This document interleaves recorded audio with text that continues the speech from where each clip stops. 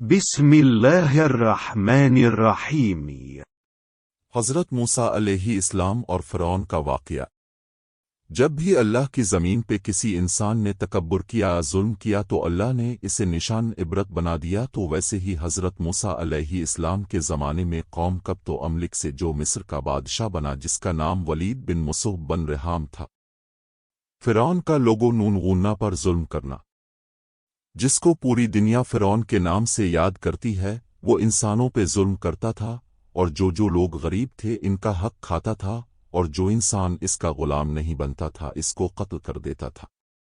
حضرت موسیٰ علیہ السلام کے معجزات۔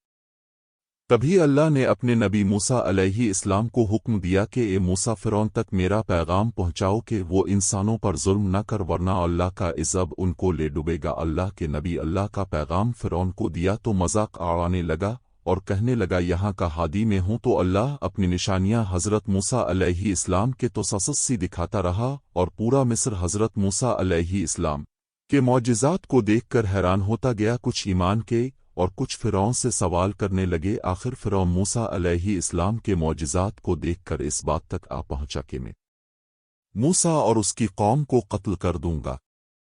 بنی اسرائیل کا سفر۔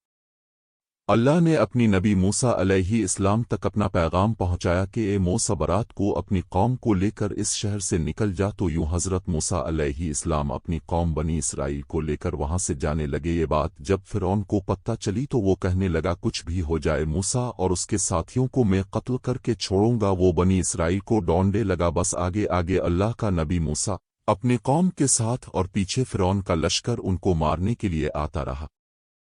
بالآخر بنی اسرائیل کا لشکر دریا تک پہنچا، اور فرعون نے پیچھا کرتے کرتے ان کو دیکھ لیا۔ جب بنی اسرائیل نے فرعون کے لشکر کو دیکھا اور کہنے لگے موسیٰ، تم نے ہمیں کہاں پھنسا دیا؟ اب پیچھے فرعون کا لشکر ہمیں مارنا چاہتا ہے اور آگے دریا ہے، سمندر کے بیچ راستہ۔